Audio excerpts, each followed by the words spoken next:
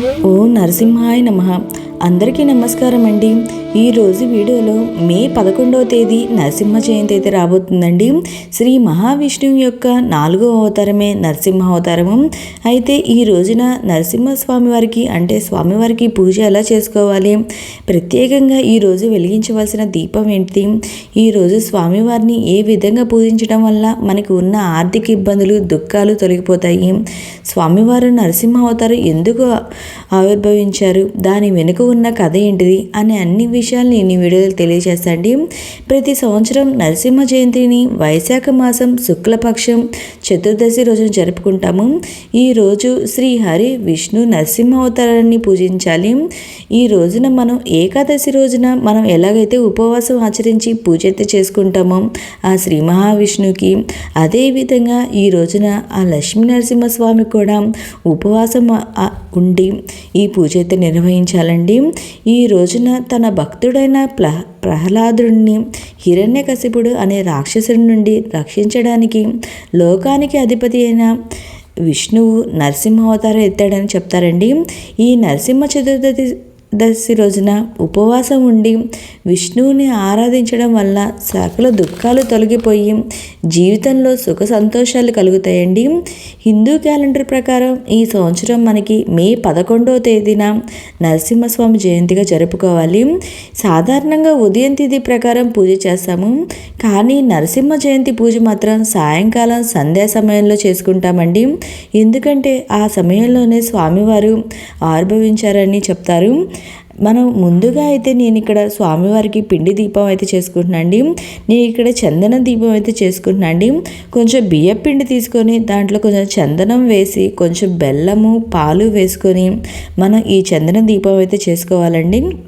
నేను ఒక చందనం దీపం 4 బియ్యపిండి దీపాలు అయితే పెట్టుకుంటున్నాను అండి. మొత్తం 5 దీపాలు అయితే పెట్టుకుంటున్నాను. మీ ఇష్టం అండి, మీరు 7 దీపాలైనా పెట్టుకోవచ్చు. మీ దగ్గర మా దగ్గర నరసింహస్వామి ఫోటో లేదండి, మేము ఎవరికి పూజ చేసుకోవాలని చాలామంది సందేహం అయితే ఉంటుందండి. మీ దగ్గర ఒకవేళ నరసింహస్వామి వారి ఫోటో లేకపోతే విష్ణు అవతారాలైనా ఏ అవతారమైనా మనం ఫోటో అయితే పెట్టుకొని మనం ఈ పూజ చేసుకోవచ్చండి. ప్రతి ఇంట్లో మనకి వెంకటేశ్వర స్వామి ఫోటో అయితే ఉంటుంది కదండి, ఆ వెంకటేశ్వర స్వామి ఫోటో అయినా పెట్టుకొని మనం ఈరోజు పూజ చేసుకోవచ్చు. నా దగ్గర నరసింహస్వామి ఫోటో అయితే లేదండి, నా దగ్గర వెంకటేశ్వర స్వామి ఫోటో ఉంటే ఆ ఫోటో పెట్టుకొని నేను ఈ పూజ అయితే చేసుకుంటున్నాను అండి. మీ దగ్గర లక్ష్మీ అమ్మవారి విగ్రహం ఉన్న లక్ష్మీ అమ్మవారి విగ్రహం అయినా పెట్టుకోవచ్చు పూజలో, చాలా మంచిది. నేను ఈ విధంగా ఫస్ట్ వెంకటేశ్వర స్వామికి చక్కగా పూలతో అలంకరణ అనేది చేసుకొని లక్ష్మీ అమ్మవారికి కూడా చక్కగా పూలతో అలంకరణ చేసుకున్నానండి. ముందుగా మనం గణపతికి పూజ చేయాలండి. మనం చేసే పనుల్లో ఎటువంటి ఆటంకాలు ఉండకూడదని ముందుగా మనం గణపతికి పూజ అయితే చేసుకోవాలి. మనం చేసే ఈ పూజ అంతా మనం సాయంకాలం చేయాలండి. ఎందుకంటే ఆ సమయంలోనే స్వామివారు ఆవిర్భవించారని అంటారు కాబట్టి మనం సాయంకాలం సమయంలో మనం ఈ పూజ అయితే చేయాలండి. సాయంత్రం పూజ చేసే ముందు స్నానం ఆచరించి శుభ్రమైన వస్త్రాలు ధరించి మనం ఈ పూజ అయితే చేయాలి. ఈరోజు ఉపవాసం అయితే పాటించాలండి. ఒకవేళ ఉపవాసం ఉండలేము అనుకునే వాళ్ళు పాలు పండ్లు తీసుకొనైనా ఈ పూజ అయితే చేసుకోండి. ఉపవాసం ఉన్నవాళ్ళు మరుసటి రోజు ఉపవాసం అనేది విరమణ చేయాలి. ఈ పూజ ఏ సమయంలో చేసుకోవాలి, ఉపవాస విరమణ ఎప్పుడు చేయాలి అనేది మన ఛానల్లో ఆల్రెడీ వీడియో ఉందండి. నేను లింక్ అనేది డిస్క్రిప్షన్లో ఇస్తాను, ఇంట్రెస్ట్ ఉంటే ఒకసారి చూడండి. నేను ఈ విధంగా 5 పిండి దీపాలు అయితే పెట్టుకున్నానండి. పెట్టుకొని ఏకహారతో కానీ మనం అగరబత్తులతో కానీ ఈ దీపాలు అయితే వెలిగించుకోవచ్చు. నేను పువ్వొత్తు ఉంటుంది కదండి, ఆ పువ్వొత్తు అయితే తీసుకున్నాను. ఈ దీపం అనేది నువ్వుల నూనెతో కానీ లేదా ఆవు నెయ్యితో అయినా మనం వెలిగించుకోవచ్చు. నేను ఇక్కడ ఆవు నెయ్యితో వెలిగించుకుంటున్నాను అండి. ఇక్కడ చందన దీపం ఎందుకు అనేది చాలామందికి సందేహం అయితే రావచ్చండి. ఎందుకంటే స్వామివారు ఉగ్ర స్వరూపం అంటారు కాబట్టి మనం ఈ రోజున చందన దీపం ఏంటంటే చందనం అనేది శాంతికి చిహ్నం కాబట్టి అందుకని నేను ఈ రోజున చందన దీపం అయితే వెలిగించుకున్నానండి. ఇంకా ఈ రోజున స్వామివారికి చందనంతో లేపనం అనేది రాస్తారండి. చాలా మంచిది. ఆయన్ని శాంతింపపరచడం కోసం ఈ చందనంతో లేపనం అనేది వేస్తారు. ఇంకా స్వామివారి పక్కన ఎప్పుడు లక్ష్మీ అమ్మవారు అయితే ఉంటారండి. ఎందుకంటే ఆయన కోపాన్ని తగ్గించడం కోసం, శాంతింప చేయడం కోసం ఎప్పుడు లక్ష్మీ అమ్మవారు అయితే ఉంటారు ఆయన పక్కన. ఈ విధంగా మనం పూజ చేసుకొని స్వామివారికి ధూపం, దీపం, నైవేద్యం అనేది సమర్పించాలి. ఇంకా ఈ రోజున మీ దగ్గర తులసి దళాలు ఉంటే ఆ తులసి దళాలతో పూజ అనేది చేసుకోండి. ఈ రోజున స్వామివారికి చల్లని వస్తువులు అనేది సమర్పించండి. ఇంకా నెమలీకలు దేవునికి సమర్పించడం వల్ల కాలసర్ప దోషం అనేది తొలగిపోతుంది. పెరుగుని నైవేద్యంగా సమర్పిస్తే నరసింహస్వామి ఆశీస్సులు అయితే లభిస్తాయండి. ఈ విధంగా మనం నరసింహస్వామికి ఈ రోజున పూజ చేసుకుంటే చాలా మంచిదండి.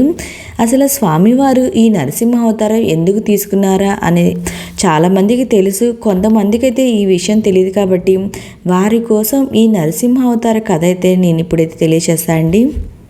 ఈ కథ ఏమిటో నేను ఇప్పుడే తెలియజేస్తా అండి. హిరణ్యకశిపుడు చావు లేకుండా వరం పొందాడండి. పురుషులు, స్త్రీల వల్ల మరణం సంభవించదు. ఇంట్లోనూ, బయట, నేల మీద, ఆకాశంలో అతన్ని చంపలేరు.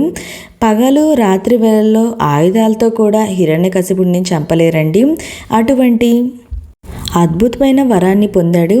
ఈ వరం కారణంగా అతడు తాను దేవుడిగా భావించడం ప్రారంభించాడు. ముల్లోకాలను అనగతొక్కడం మొదలుపెట్టాడు. తనని తప్ప మరి ఏ దేవుణ్ణి ప్రార్థించకూడదని దేవతలందరినీ ఆదేశించాడు. హిరణ్యకశిపుడి బాధలు భరించలేక దేవతలందరూ విష్ణువుని శరణు వేడారు. హిరణ్యకశిపుడి కుమారుడు ప్రహ్లాదుడు చిన్నప్పటి నుండి విష్ణు భక్తుడు. దాని గురించి తెలుసుకున్న హిరణ్యకశిపుడు కుమారుడిని విష్ణు భక్తి మానుకోమని చెప్పాడు. కానీ అందుకు నిరాకరించడంతో కోపోద్రిక్తుడైన హిరణ్యకశిపుడు కుమారుణ్ణి పలుమార్లు చిత్రహింసలు గురి చేశాడు. ఒకరోజు రాజసభకు పిలిపించి విష్ణు భక్తిని విడిచిపెట్టమని గర్జించాడు. కానీ అందుకు ప్రహ్లాదుడు నిరాకరించడంతో కోపంగా ఉన్న హిరణ్యకశిపుడు కుమారుణ్ణి పలుమార్లు చిత్రహింసలకు గురి చేశాడు. ఒకరోజు రాజసభకు పిలిపించి విష్ణు భక్తిని విడిచిపెట్టమని గర్జించాడు. కానీ అందుకు ప్రహ్లాదుడు నిరాకరించాడు. హిరణ్యకశిపుడు అప్పుడు కోపంతో, మీ దేవుడు అన్ని చోట్ల ఉంటే ఈ స్తంభంలో ఎందుకు ఉండడు అంటూ స్తంభాన్ని బలంగా కొట్టాడు. అప్పుడు స్తంభం నుంచి నరసింహుడు ఉద్భవించాడు. శరీరంలో సగం మనిషి, సగం సింహం ఉంటుంది. నరసింహుడు హిరణ్యకశిపుడిని పట్టుకొని ఇంటి గుమ్మం వద్దకు తీసుకువెళ్ళి కాళ్ళపై పడుకోబెట్టి పదునైన తన గోలతో చీల్చి చంపాడు. హిరణ్యకశిపుడిని చంపే సమయానికి పగలు రాత్రి కాదు, సూర్యాస్తమం అయ్యింది. అతను ఇంటి లోపల, బయట కాకుండా, భూమి మీద కాకుండా ఇంటి గుమ్మం మీద చనిపోయాడు. నరసింహుడు ఆయుధాలతో కాకుండా గోలతో సంహరించాడు. అందుకే సూర్యాస్తమయ సమయంలోనే నరసింహుడు అవతారం ఉద్భవించిందని నమ్ముతారు. అందుకే మనం ఈ నరసింహ జయంతి రోజున మనం సూర్యాస్తమయ సమయంలోనే పూజ చేయాలని, మనం ఈ సూర్యాస్తమయ సమయంలోనే ఈ స్వామివారికి పూజ అనేది నిర్వహించాలండి. ఈ విధంగా మనకి నరసింహ అవతారం అయితే ఆవిర్భవించిందండి. ఈ విధంగా మనం ఈ రోజున స్వామివారికి పూజ చేసుకున్నట్లంటే మనకి ఉన్న అన్ని ఇబ్బందులు, బాధలు అనేవి తొలగిపోతాయండి. మనకి ఎలాంటి శత్రు భయాలు అవేమీ ఉండవు. మీకు ఇంకా ఏమైనా సందేహాలు ఉంటే ఈ వీడియోకి సంబంధించి నా కమెంట్ బాక్స్లో కమెంట్ పెట్టండి. ప్రతి ఒక్కరికి రిప్లై అనేది ఇస్తాను. ఓకే అండి, థ్యాంక్ యూ ఫర్ వాచింగ్.